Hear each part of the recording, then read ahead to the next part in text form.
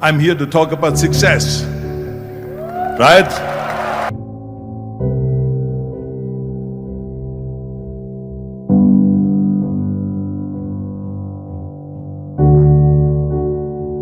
Now let me get right away to the first rule of success. The first rule of success is to have a vision.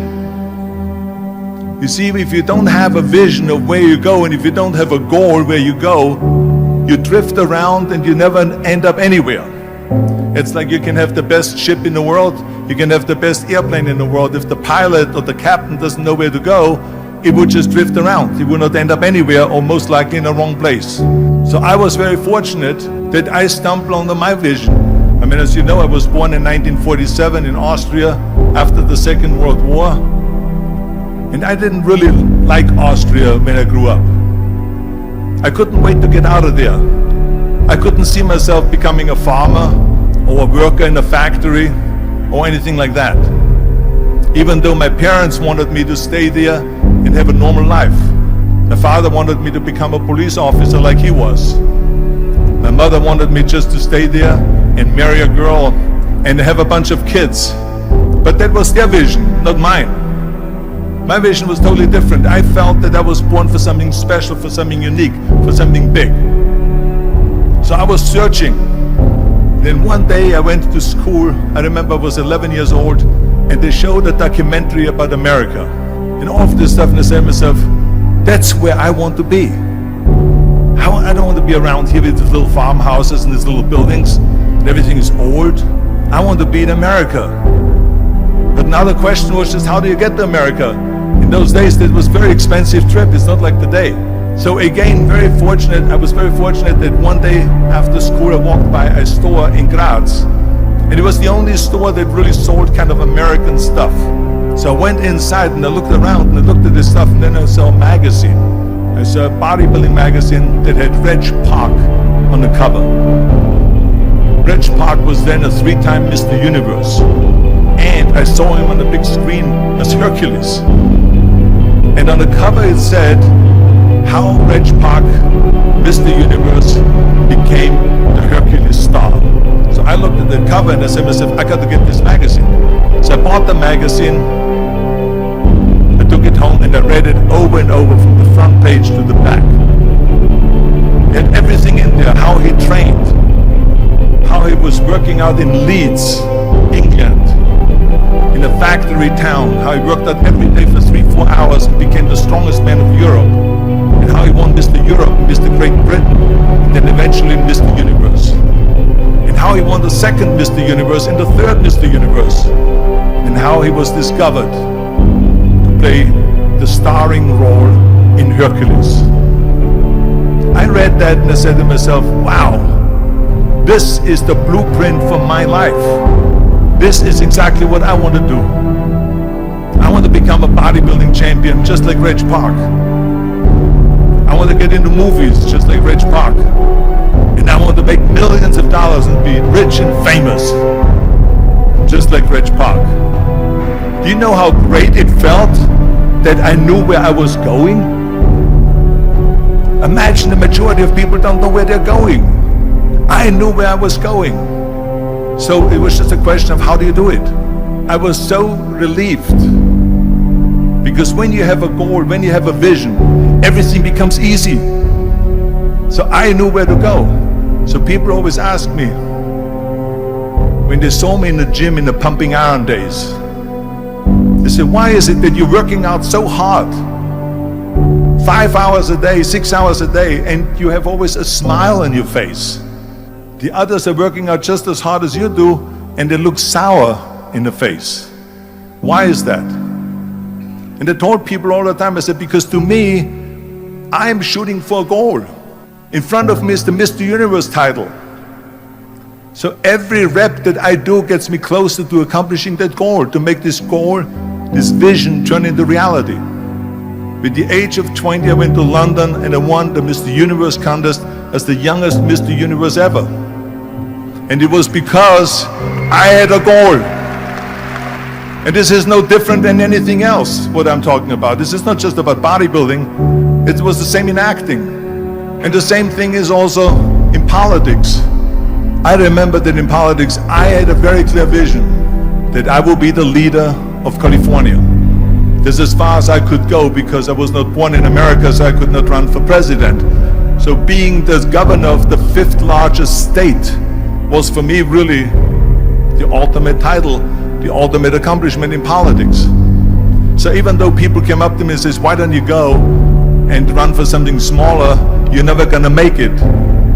I ran for governor, and then 2 months later I became governor of the state of California.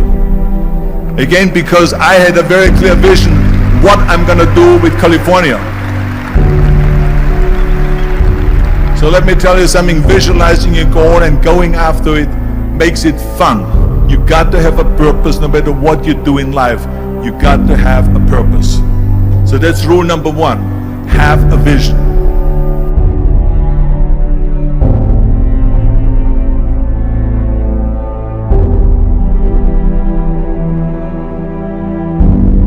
Rule number 2 is, don't listen to the naysayers.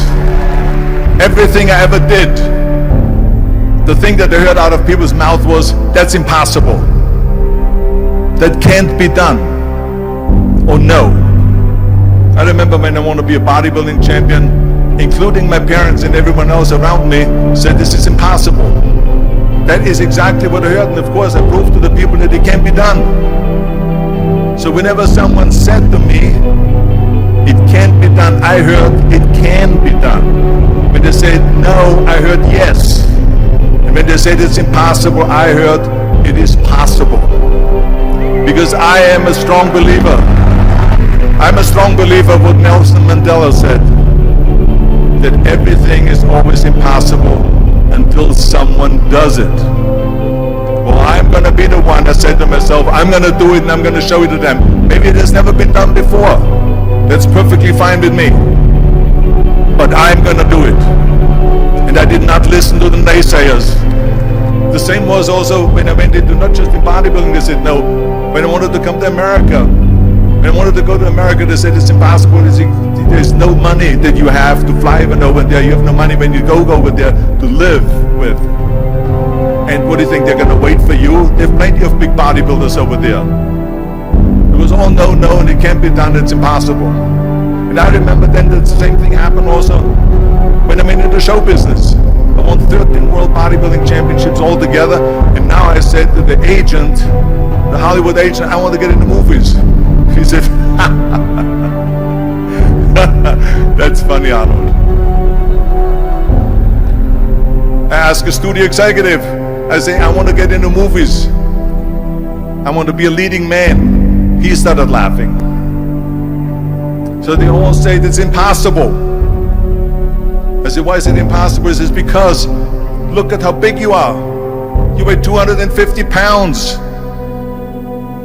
Hercules bodies and muscular bodies weighing 20 years ago. And then they told me, it says, and your accent, even if you reduce all your body weight and everything and have a normal body. I said, your accent, I mean, it will go give people goosebumps. With the German accent, it will get people the creeps. They will get scared. He says, no one in Hollywood ever has become a leading man that had an accent. That's the kind of stuff that I heard. They said, no, you see, it's impossible. And plus your name who can pronounce Schwarzen Schnitzel or something like that. No one can pronounce that, so forget about it, Arnold. This is the kind of thing that I heard. Now that's very encouraging, isn't it? But you know something? I didn't give a shit. I said to myself, in bodybuilding I worked out 5-6 hours a day. I'm going to do the same thing now for acting. And of course I went to college to study English, accent removal, acting classes, and all of this stuff, all day long. I worked and I worked and I worked. And within a short period of time, I made one movie called Hercules in New York, which of course went right into the toilet. But it didn't discourage me. I still had the same vision. And then all of a sudden, I was asked to star in Conan the Barbarian. And after I did Conan the Barbarian, the director at the press conference said to the press, he said to the press, if we wouldn't have had Arnold, we would have had to build one. And the same thing was with Terminator. After we were finished filming Terminator, Jim Cameron said to the press, if Arnold wouldn't have had that accent and talked like a machine, I think the movie wouldn't have worked. So think about that. The body and the accent that they attacked was an asset.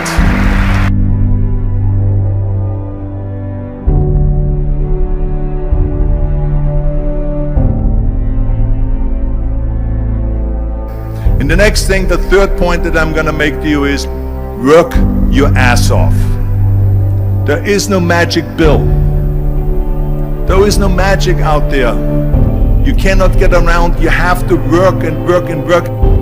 And it drives me crazy when people say that they don't have enough time to go to the gym for 45 minutes a day and work out. Or to do something for 45 minutes to an hour a day to improve. If it is physically improve or if it is mentally to improve. Imagine you read 1 hour a day about history. How much you will learn after 365 hours in 1 year. Imagine if you will work on a business, on some business that you want to develop every day for an hour. Imagine how further along you will go and get. So it drives me nuts because we have, when people say we don't have the time, we have 24 hours a day. We sleep 6 hours a day, so that gives you still 18 hours. And there's someone shaking their head out here in front. They say probably, I don't sleep 6 hours, I sleep 8 hours, right? Or just sleep faster. So we have 18 hours a day. The average person works around 8 to 10 hours. So let's assume it's 10 hours, so we have 8 hours left. Then you travel around an hour a day, maybe 2 hours a day. So now you have still 6 hours left. What do we do with the 6 hours? Then we eat a little bit, then we schmooze a little bit, talk a little bit to people and all that stuff. But you can see how much time there is available if you organize your day. So you got to work hard. I mean, let me tell you something. When I went to America, I went to college. I went and worked out 5 hours a day. And I was working on construction. Because in those days in bodybuilding, there was no money. I didn't have the money for food supplements or anything. So I had to go to work. So I worked on construction. I went to college. I worked out in the gym, and at night from 8 o'clock at night to 12 midnight, I went to acting class 4 times a week. So I did all of that. There was not one single minute that I wasted. I became very friendly with Muhammad Ali in the 70s. And Muhammad Ali worked his butt off. And I saw it firsthand. And I remember that there was a sports writer that was there in the gym when he was working out and he was doing sit-ups. And they asked him, how many sit-ups do you do? And he said, I don't start counting until it hurts. Now think about that. He doesn't start counting his sit-ups until he feels pain. That's when he starts counting. That is working hard. And so you can't get around the hard work. It doesn't matter who it is.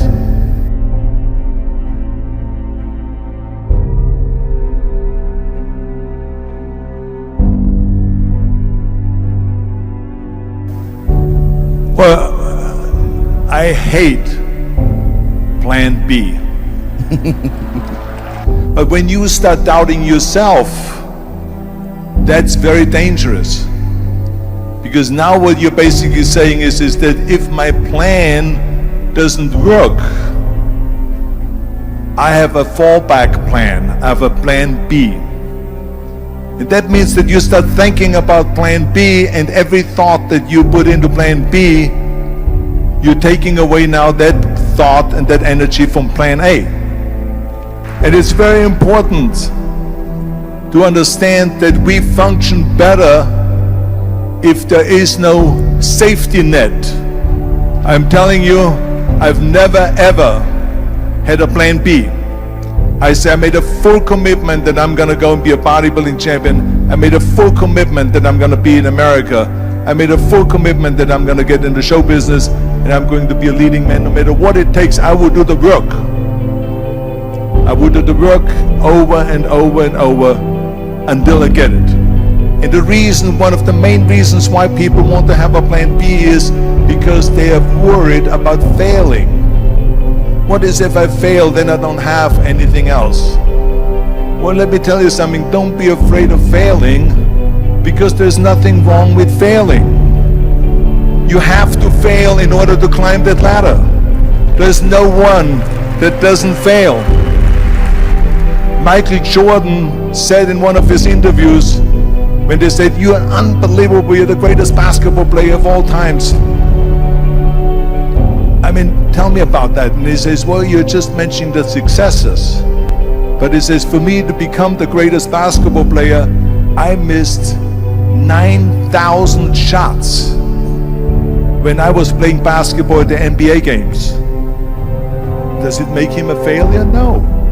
He's one of the greatest basketball players of all times, but he failed 9,000 times. Do you get it? We all fail.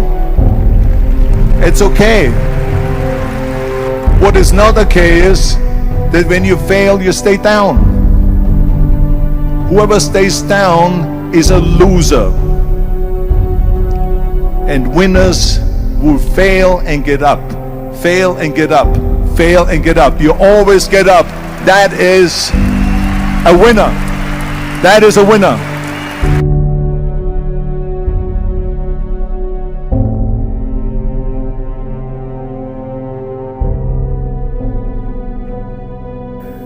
This is one of my 6 rules to success. You can only feel complete as a person if you think about what can you do for your fellow member around you that maybe needs help. I was an immigrant going to America, and I saw how America was the most generous country in the world. I mean, they opened up their arms to me, they helped me, they invited me for Thanksgiving dinner, the people. They brought me, the bodybuilders in the gym brought me plates to my apartment because I had no plates, I had no silverware, I had no bedware, I had no pillows, I had no blanket, I had no TV, I had no radio, I had nothing.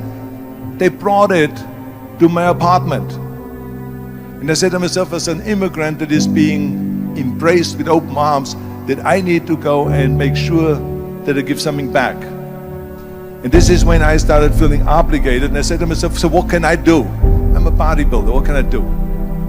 Well, then I realized, when I saw Special Olympics, that I can help and train Special Olympians. And so we started getting involved in Special Olympics, and in no time, I proposed to them to start powerlifting in Special Olympics. And it became the #1 sports in Special Olympics, powerlifting. They always have a packed hall of 5,000 people. And I became the national trainer and the international trainer of Special Olympics. And I tell you, I felt so good. I felt better than winning a bodybuilding competition, going to one of their competitions and seeing 100 of those athletes from all over the world competing in powerlifting and being happy and being included and being felt that they're equal to all of us. It was the most unbelievable feeling, and this is why I got so excited about it that then after that I started, going around to military bases in America and training our military personnel. Because in those days, bodybuilding and weight training wasn't popular. Now it is. Now when you go to Iraq, to Baghdad or something like that, you see the American soldiers train. They have the biggest facilities. It's like this dome here. This is how big the training facilities are now. So I went from military base to military base to train the soldiers, and the sailors, the airmen, and all of them. The more I got into that, the more I realized how good it feels to give something back. And that's when my idea came about after-school programs, because after school, when I traveled to all the schools to train students, I saw there was a huge gathering of students after the school was over outside the school. And I asked the school principal, what are all the students doing? He said to me, Arnold, you have to understand that 70% of the kids in our schools, they come from parents where 70% of the parents are both working. So therefore there's no one there picking them up. So that's got me the idea to start after school programs, to keep those kids in school while the parents are working and to offer them homework assistance, tutoring, sports and fitness programs and arts programs, music and painting and so on. And it became a huge success. Then of course when 2003 happened, where there was a governor's race in California, I said to myself, now is my chance to jump in there and to really give everything. And people said to me, he says, are you crazy to run for governor? When you're governor, he says, you cannot go and make movies anymore. I mean, I know that you can't run the state and make movies. Of course not. He says, well, you would lose all these millions of dollars. I mean, you're getting 20, 25, 30 million dollars a movie, you will lose that. I say, I don't care. I say, all the money that I made is because of America. My success is because of America. Everything that I've accomplished is because of America. I say, so for me now to give something back for 7 years and not to make money makes no difference to me. I say, I'm gonna do it. And I jumped in the end of the race and did it. And let me tell you something, I'm not poor because those 7 years I didn't get paid. I'm perfectly fine, and it made me feel good that I could give back to America.